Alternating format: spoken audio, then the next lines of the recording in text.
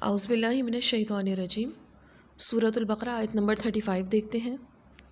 وَقُلْنَا يَا آدَمُ اسْكُنْ أَنْتَ وَزَوْجُكَ الْجَنَّةَ وَكُلَا مِنْهَا رَغَدًا حَيْثُ شِئْتُمَا وَلَا تَقْرَبَا هَٰذِهِ الشَّجَرَةَ فَتَكُونَ مِنَ الظَّالِمِينَ۔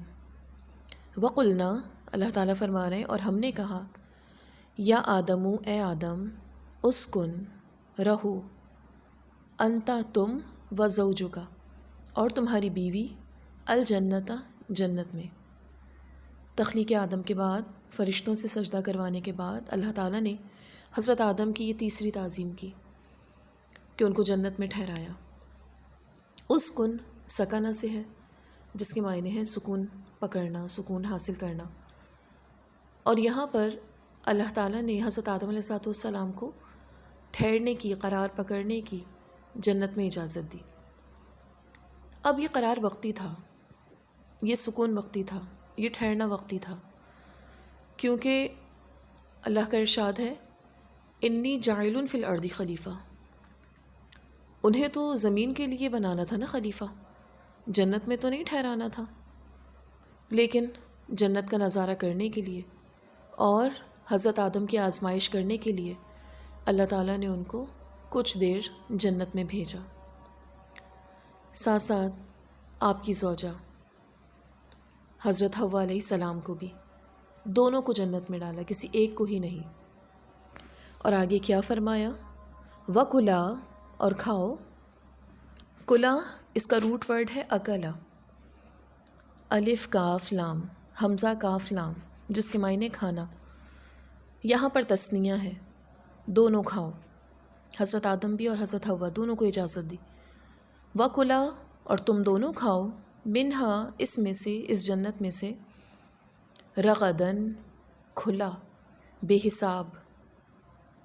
اجازت ہے کہ جہاں سے چاہو، جیسا چاہو، جتنا چاہو کھاؤ، جو کچھ مرضی چاہے کھاؤ، اتنی اجازت ہے، کوئی روک ٹوک نہیں ہے۔ جنت ہی وہ جگہ ہے جہاں انسان بے حساب کھائے گا۔ دنیا میں تو ہم کھاتے ہیں تو فکروں کے ساتھ کھاتے ہیں، اتنا ہے ہی نہیں جتنا کھانا چاہتے ہیں۔ تھوڑا بہت اگر کھا بھی لیا تو کھانے کے بعد فکر ہوتی ہے، کھاتے وقت فکر ہوتی ہے، یہ نقصان نہ کر جائے، یہ موٹا نہ کر دے، یہ بیماری کو بڑھا نہ دے، یہ ہضم ہو یا نہ ہو، اور کوئی مسئلہ نہ ہو جائے، کم نہ پڑ جائے، کسی اور کے لیے بچے نہ بچے۔ گھر میں بھی جب چیزیں پکتی ہیں، چیزیں آتی ہیں، کبھی کسی کو پسند آتی ہے اور کسی کو نہیں، سب کی ایک جیسی پسند بھی تو نہیں ہے، تو مقدار بھی ناکافی ہے اور پسند ناپسند کا بھی مسئلہ ہے۔ اس کے علاوہ فکروں کے ساتھ، پریشانیوں کے ساتھ کھا رہے ہوتے ہیں۔ تو جب جنت میں کھائیں گے، فکر بھی نہیں ہوگی، کمی کا بھی ڈر نہیں ہوگا، صحت کے خراب ہو جانے کی فکر بھی نہ ہوگی۔ ایسا کھانا ہوگا نہ موٹا کرے گا نہ بیمار، بلکہ کھانا کیسا ہوگا؟ کھانا کھانے کا مزہ تو وہیں ہوگا، کھاتے جائیں گے اور چاہت بڑھتی جائے گی، دل نہیں بھرے گا، دوسری چیزیں دیکھیں گے پھر ان کی طرف دل آمادہ ہو جائے گا۔ تو وہ کھانا ایسا ہے کہ کوئی خوف نہیں ہے، کوئی ڈر نہیں ہوگا، نقصان کا باعث نہیں ہوگا، اور بس دل چاہتا ہی جائے گا۔ تو بے حساب کھانا ہے، من پسند کھانا ہے، اس کے لیے جنت جانا ہوگا، اور اللہ نے وہ ہمارے لیے ہی بنائی ہے، ہر ایمان والے کے لیے، عمل صالح کرنے کے لیے۔ لیکن کرنا کیا ہوگا؟ وہاں پر حضرت آدم کو شجر ممنوعہ، اس سے پابند کیا تھا۔ دنیا میں بہت سے سارے شجر ممنوعہ ہیں، تو جنت میں اگر بے حساب کھانا ہے تو دنیا کے شجر ممنوعہ سے بچنا ہوگا، اور وہ قدم قدم پر ہے۔ جب قدم قدم پر بچیں گے تو پھر نعمتیں بھی تو بے حساب ملیں گی، قدم قدم پہ نعمتیں ملیں گی۔ آگے کیا حکم دیا؟ وَكُلَا، اور کھاؤ تم دونوں، منہا، اس سے، رغدن، کھلا، بے حساب، حیث، جہاں سے، شئتما، تم دونوں چاہو، شئتا اور یہاں پہ شئتما کہہ دیا، تثنیہ لے کر آئے ہیں، یعنی حضرت آدم اور حضرت حوا دونوں کو اجازت دی، تو جنت میں کسی ایک کے لیے بھی کوئی پابندی نہیں ہوگی۔ اور ساتھ ہی کیا حکم دیا، ولا اور نہ، تقربا تم دونوں قریب جانا۔ آپ دیکھیں کس طرح اللہ تعالیٰ ہر بات میں، ہر حکم میں دونوں کو شامل کر رہے ہیں، اجازت دے رہے ہیں تو دونوں کو، اور منع کر رہے ہیں تو دونوں کو۔ بالکل یہی دنیا میں بھی انسان کے لیے ہے۔ کچھ قوانین ایسے ہیں جس میں دونوں کو پابند کیا ہے، کچھ اجازتیں ایسی ہیں جس میں دونوں کو اجازت دی ہے، کچھ نعمتیں ایسی ہیں جو دونوں کو دی ہیں، تو جنت میں بھی ساتھ ساتھ مخاطب کیا۔ ولا تقربا اور نہ تم دونوں قریب جانا، ہاذہ الشجرہ اس درخت کے، بس یہ تمہاری آزمائش ہے۔ اور یہاں پر اس اختلاف میں پڑھے بغیر کہ وہ درخت کس چیز کا تھا، کتنا بڑا تھا، یہ ہمارا کام نہیں ہے، اور نہ ہی اس کی اصل موجود ہے کہ وہ گندم کا درخت تھا، یہ کوئی صحیح رائے نہیں ہے۔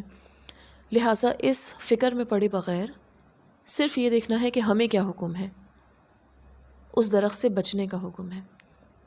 تو دنیا میں بھی کیوں منع کیا، کس وجہ سے منع کیا، اس فکر میں پڑے بغیر بس ہمیں یہ دیکھنا ہے کہ اللہ نے ہمیں اس کام سے منع کیا،